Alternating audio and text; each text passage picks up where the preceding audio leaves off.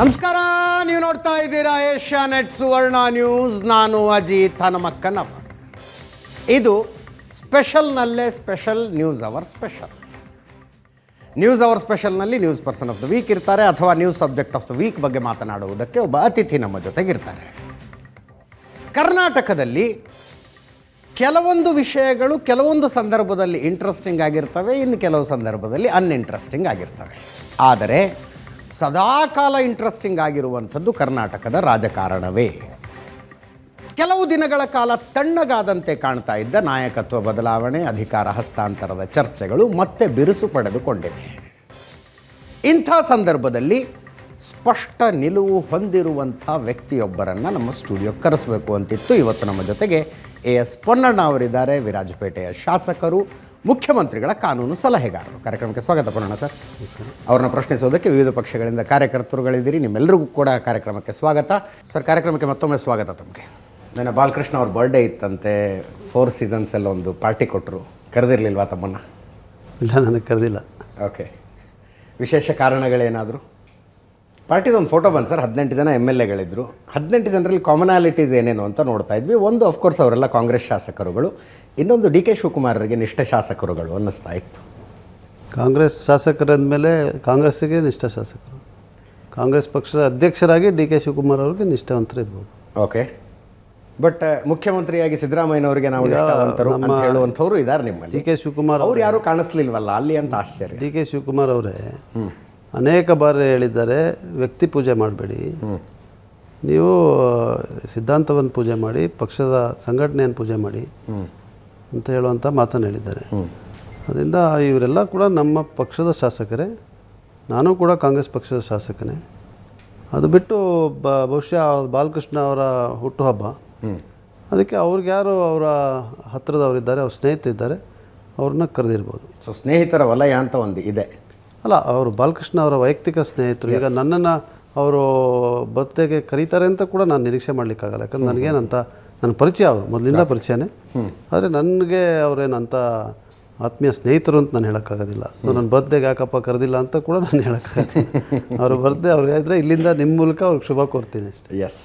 So New Zealand ಆಸ್ಟ್ರೇಲಿಯಾಗೆ ಒಂದು ಶಾಸಕರ ತಂಡ ಪ್ರವಾಸಕ್ಕೆ ಹೋಗಿದೆ, ಇನ್ನೇನು ವಾಪಸ್ ಬರ್ಬೇಕು. ಅವ್ರು ಕರೆದಿದ್ರಾ? ಇಲ್ಲ, ಅವರು ಕರೆದಿಲ್ಲ. ಅವರು ಕರೆದಿಲ್ಲ.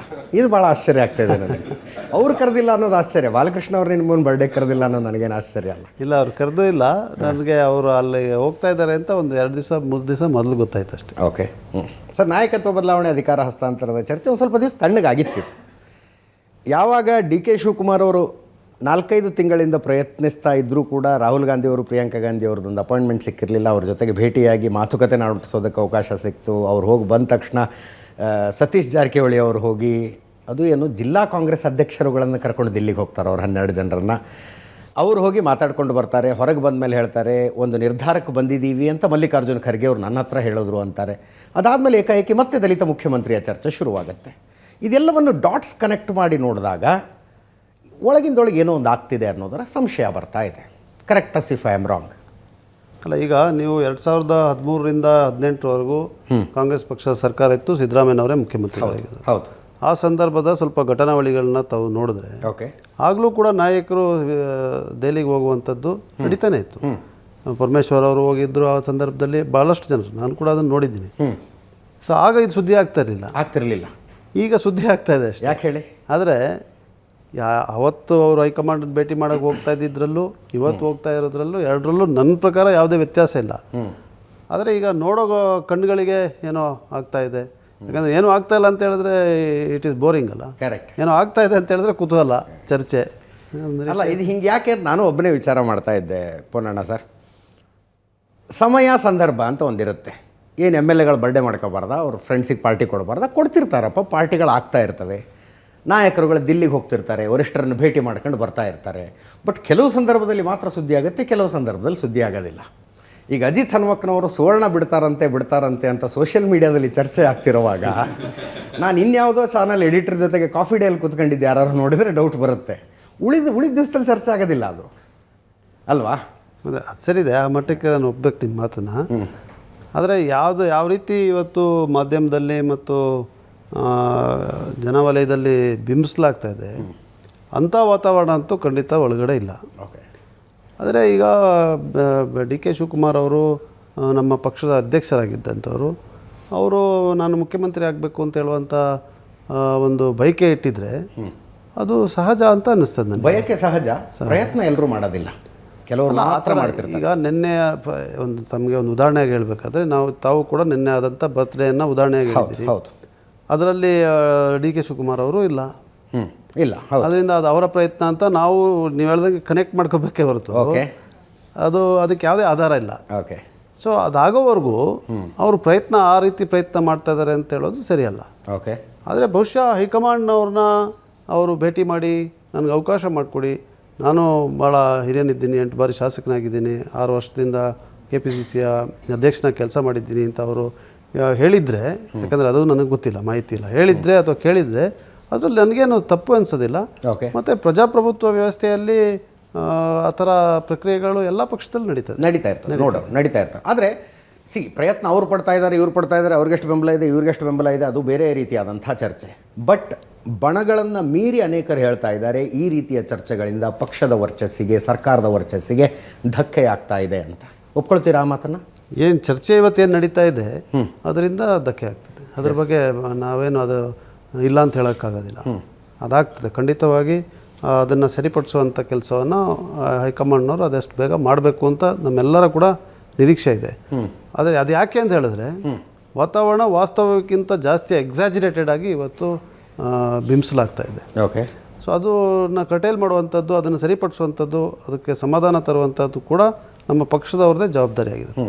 ಅದರಿಂದ ಅದಾಗಬೇಕು. ಅದು ತಾವು ಹೇಳ್ತಾ ಇರೋದನ್ನ ನಾನು ಒಪ್ತೀನಿ. ಸರ್, ಪ್ರಧಾನಮಂತ್ರಿ ಆದಂಥವರು ಮುಖ್ಯಮಂತ್ರಿಗಳ ಮನೆಗೆ ಬಂದು ವಾಪಸ್ ಹೋಗ್ತಾ ಏರ್ಪೋರ್ಟಲ್ಲಿ ಅನೌನ್ಸ್ ಮಾಡಿ ಹೋಗಿದಂಥ ಇತಿಹಾಸಗಳಿದ್ದಾವೆ. ಪತ್ರಕರ್ತರನ್ನ ಹತ್ರ ಕರೆದು you will have a new chief minister ಅಂತ. ಈಗ ನಿಮ್ಮ ಹೈಕಮಾಂಡ್ ಈ ಕಡೆ ತಲೆ ಹಾಕೋದಕ್ಕೂ ಕೂಡ ತಯಾರಿಲ್ಲವೇನು, ಇದರ ಬಗ್ಗೆ ಆಲೋಚನೆ ಮಾಡೋದಕ್ಕೆ ಕೂಡ ತಯಾರಿಲ್ಲವೇನು ಅನ್ನುವ ರೀತಿಯಲ್ಲಿ ಕೂತ್ಕೊಂಡಿದೆ. ಕಾರಣ ಹೈಕಮಾಂಡ್ ವೀಕ್ ಆಗಿರೋದ? ಸ್ಟ್ರಾಂಗ್ ಹೈಕಮಾಂಡ್ ಇದ್ದರೆ ಕರೆದು ಇಂಥದ್ದು ಯಾವುದೂ ಇಲ್ಲ, ಮುಖ್ಯಮಂತ್ರಿ ಬದಲಾವಣೆ ಇಲ್ಲ, ತೆಪ್ಪಗೆ ನಿಮ್ಮ ಕೆಲಸ ನೀವು ಮಾಡಬೇಕು ಅಂತ ಹೇಳೋದು ದೊಡ್ಡದಲ್ಲ, ಇಂಥದ್ದೊಂದು ನಿರ್ಧಾರವನ್ನು ಚಿಟಿಕೆ ಹೊಡೆದಂಗೆ ತಗೊಳ್ಳೋದು ದೊಡ್ಡದಲ್ಲ. ಹೈಕಮಾಂಡ್ ವೀಕ್ ಆಗಿರುವ ಕಾರಣಕ್ಕಾಗಿ ಇಷ್ಟು ಚರ್ಚೆಗಳಾಗ್ತಾ ಇದ್ದಾವೆ ಅಂತೀನಿ ನಾನು. ಅಲ್ಲ, ತಾವು ಹೇಳ್ತಾ ಇರುವಂಥದ್ದು ಬಹುಶಃ ವೀರೇಂದ್ರ ಪಾಟೀಲ್ರವ್ರನ್ನ ಬದಲಿಸಿದ್ದೇಳಿ, ರಾಜೀವ್ ಗಾಂಧಿ ಅವ್ರಿಗೆ ಅವರು ಬೆಡ್ ರಿಡನ್ ಆಗಿದ್ರು ಅವತ್ತಿನ ಆಗಿನ ಸಂದರ್ಭದಲ್ಲಿದ್ದಂಥ ನಾಯಕರನ್ನ ತಾವು ಕೇಳಿದ್ರೆ ಅವ್ರು ಹೇಳ್ತಾರೆ ಅವರು ಪ್ಯಾರಾಲಿಟಿಕ್ ಸ್ಟ್ರೋಕ್ ಆಗಿತ್ತು. ರಾಜೀವ್ ಗಾಂಧಿ ಅವರು ಅವ್ರ ಮನೆಗೆ ಹೋಗಿ ಅವ್ರನ್ನ ನೋಡಿ ಇವರು ಮುಂದೆ ಮುಖ್ಯಮಂತ್ರಿಗಳಾಗಿ ಕೆಲಸ ಮಾಡಲಿಕ್ಕೆ ಸಾಧ್ಯ ಆಗೋದಿಲ್ಲ ಅಂಥೇಳಿ ಆ ನಿರ್ಧಾರವನ್ನು ತಗೊಂಡ್ರು. ಅದಕ್ಕೂ ಇದಕ್ಕೂ ಹೋಲಿಸ್ಲಿಕ್ಕೆ ಸಾಧ್ಯ ಅಲ್ಲ. ಹೈಕಮಾಂಡ್ ಸ್ಟ್ರಾಂಗ್ ಇದ್ದ ಸಂದರ್ಭದಲ್ಲಿ ಗಟ್ಟಿ ನಿರ್ಧಾರಗಳು ಅಲ್ಲ. ಹೀಗೆ ಹೈಕಮಾಂಡ್ ಇಸ್ ಹೈಕಮಾಂಡ್. ಈ ಸ್ಟ್ರಾಂಗು ವೀಕ್ ಅನ್ನೋ ಪ್ರಶ್ನೆನೇ ಬರೋದಿಲ್ಲ. ಈಗ ಅವ್ರ ನಿರ್ಧಾರ ತಗೋಬೇಕಲ್ಲ, ಅಂದರೆ ಸ್ಟ್ರಾಂಗ್ ಆಗಿದ್ದಾರೆ ಅಂತ ಅರ್ಥ ಆಯ್ತಲ್ಲ. ಹೈಕಮಾಂಡ್ ಏನೇ ಹೇಳಿದ್ರು ನಮ್ಮದೇ ತೀರ್ಮಾನ ಅಂತ ಹೇಳುವಂಥ ಪರಿಸ್ಥಿತಿ ಇಲ್ವಲ್ಲ. ವೀಕ್ ಯಾವಾಗ ಆಗ್ತಾರೆ? ರಾಜ್ಯಗಳಲ್ಲಿ ಅವರವರೇ ತಮ್ಮ ನಿರ್ಧಾರಗಳನ್ನು ತಗೊಂಡು ಪಕ್ಷವನ್ನೇ ಅವ್ರ ಕೈಗೆ ಇಟ್ಕೊಂಡು ಕಪಿಮುಷ್ಟಿಯಲ್ಲಿ ಇಟ್ಕೊಂಡು ಅಂತ ಸಂದರ್ಭ ಬಂದಾಗ ಹೈಕಮಾಂಡ್ ವೀಕ್ ಅಂತ ಹೇಳ್ಬೋದೇ ಹೊರತು ಇವತ್ತು ಎಲ್ಲರೂ ಕೂಡ ಎಷ್ಟೇ ದೊಡ್ಡ ನಾಯಕರು ಇರ್ಬೋದು ಅವರೆಲ್ಲರೂ ಕೂಡ ಹೈಕಮಾಂಡ್ ಕಡೆನೇ ಬೆಟ್ಟು ತೋರಿಸ್ತಾ ಇದ್ದಾರೆ. ಹೈಕಮಾಂಡ್ ನಿರ್ಣಯನೇ ಅಂತಿಮ ಅಂತ ಹೇಳುವಂಥ ಮಾತನ್ನು ಹೇಳ್ತಾ ಇದ್ದಾರೆ. ಅದರರ್ಥ ಹೈಕಮಾಂಡ್ ಇಸ್ ಸ್ಟ್ರಾಂಗ್. ಅವ್ರ ನಿರ್ಣಯಗಳನ್ನು ತಗೊಳ್ಳುವಂಥದ್ದು ಅವರ ವಾಸ್ತವವನ್ನು ಅರ್ಥಕೊಂಡು ಅವ್ರ ನಿರ್ಣಯ ಅವಶ್ಯಕತೆ ಇದೆಯಾ ಇಲ್ಲ ಅಂತಲೂ ಅವರು ಯೋಚನೆ ಮಾಡ್ತಾ ಇರ್ಬೋದು. ಓಕೆ.